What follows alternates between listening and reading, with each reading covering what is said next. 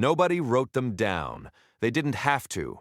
Every woman who got married in 1950s America learned them the same way, through watching, through listening, through the look on her mother's face when her father walked through the door, through what her neighbor said and what her neighbor didn't say, through the silence that filled a room the moment a wife said the wrong thing at a dinner party.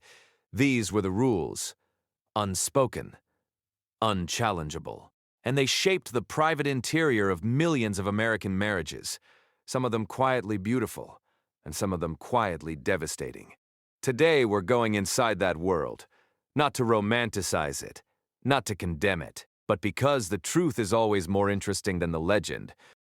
Rule 1. His arrival home is the most important moment of your day. There is a real document from this era. It was printed in a 1955 home economics textbook called Housekeeping Monthly.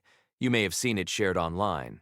It instructs wives to, quote, prepare yourself before their husband arrives.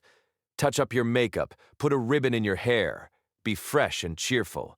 Have dinner ready, reduce all noise, greet him with a warm smile. Make him comfortable. Don't burden him with complaints or problems. Real women of that era have confirmed this wasn't just a magazine fantasy. It was the actual social expectation. His exhaustion was real. Hers was invisible. He came home from the office to rest. She came from an 8-hour domestic shift directly into the performance of ease. There's something almost heartbreaking about the skill required to make that look effortless. These women were athletes of emotional labor. They just never got the credit, because the whole game was to make it look like nothing at all. Rule 2. Smile, no matter what. In the 1950s, the culture had a phrase for a wife who expressed unhappiness, frustration, or discontent. She was difficult. Or worse, she was unstable. Doctors in the 1950s had a documented pattern of diagnosing women who expressed dissatisfaction with their domestic lives as suffering from neurosis or hysteria. The treatment was often tranquilizers, which, as we saw in the 1950s medical literature, were being prescribed to women at an extraordinary rate. A wife who cried too much, complained too often, or seemed too sad was not a woman living in a difficult situation. She was a woman with a chemical imbalance. The rule was, don't let anyone see the real thing. Learn to seal it behind your eyes. Smile at the grocery store. Smile at the dinner table. The women who broke this rule didn't get sympathy. They got prescriptions, or worse, institutionalization, which, for women of that era, was far more common than most people realize. Rule 3. His word is final, even when he's wrong. This was not soft culture. This was written into law. In 1950s America, a husband was the legal head of household. His financial decisions were his alone. If he chose to spend the money, move the family, or make a major life change, she had little legal recourse. Women couldn't serve on juries in most states. They couldn't hold many jobs without their husband's written consent. They could not access credit, loans, or bank accounts independently. And so the unspoken rule became this: learn to influence without appearing to influence. Learn to suggest without commanding. Plant the idea so that it blooms as his. Historians who study this era call it the art of invisible power. Women developed extraordinary emotional intelligence, reading moods, timing conversations, choosing words with surgical precision, not because they were naturally manipulative, but because it was the only form of power they had. That skill was real, that intelligence was real, and it deserved a world that didn't require it to be hidden. Rule 4. Never let the neighbors see. What happened inside the house stayed inside the house. Domestic violence in the 1950s was rampant, and legally almost entirely unaddressed. Police who responded to domestic calls, and many refused to respond at all, routinely described violence between spouses as a private family matter. There were no women's shelters, no national hotlines, no legal protection orders in the modern sense. The unspoken rule was simple and brutal. You endure it quietly, because there is nowhere to go. Because the law says his name is on everything. Because if you leave with nothing. And so women learn to cover bruises and to explain them, to redirect conversations at the neighborhood picnic, to maintain the performance of the happy home, because the performance, at least, kept the neighbors from asking questions they couldn't answer anyway. I don't say this to make you despair. I say it because these were real women, real mothers, real grandmothers. And the cheerful, put-together face they showed the world took tremendous courage, even when it was courage spent in the service of a terrible situation. Rule 5. Find your joy in the small things.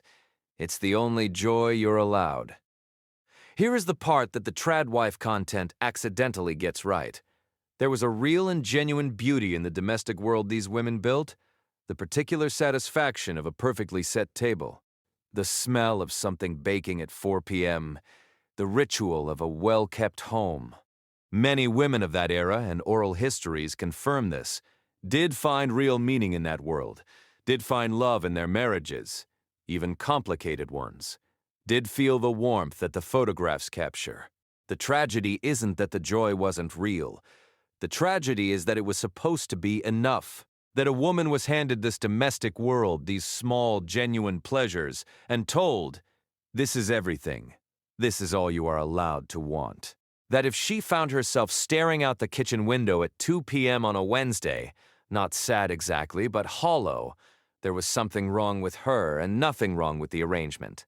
One of the most quietly devastating things Betty Friedan ever wrote, after interviewing hundreds of these women, was that they often couldn't name what was wrong. They would go to the doctor and describe a tired feeling. I get so angry with the children it scares me. They didn't have the words, because the culture had not given them permission to have the words. Rule 6. The rule underneath all the rules. There was one final unspoken rule, the one that held all the others in place. Don't ask for more, because there is nothing more. The feminine mystique, that cultural story told through magazines and television and advertising and religion, said that a woman who wanted anything beyond her home was a woman who had something wrong with her. That genuine femininity was contentment, that if you were unhappy, you were broken. That lie was the engine of the whole system. And the women who lived under it, the ones who swallowed the pills, who smiled at the dinner parties, who lay awake at night listening to a house that was finally quiet and felt nothing but that hollow press on their chest. They weren't broken. They were human. Here is my honest thought. There is something worth reclaiming from that era. The craft of homemaking, the dignity of domestic life, the choice, the genuine, free choice, to build something beautiful inside 4 walls. But you cannot reclaim the beauty while ignoring the cage. The women of the 1950s didn't get to choose the Tradwife aesthetic. They were the Tradwife aesthetic, and many of them spent decades quietly drowning inside it, with no credit card in their name, no legal protection in their bedroom, and no doctor who would believe their pain was anything more than nerves. The women who romanticize that era today have something those women never had, the choice to leave. And that choice, that one difference, changes everything. I want to hear from you. Do you have a grandmother or a great-aunt who lived this life? What did she tell you, or what did she never tell you? Drop it in the comments. These stories deserve to be heard. And if this video made you think, even just a little differently, share it with one person. That's all I ask. I'll see you in the next one.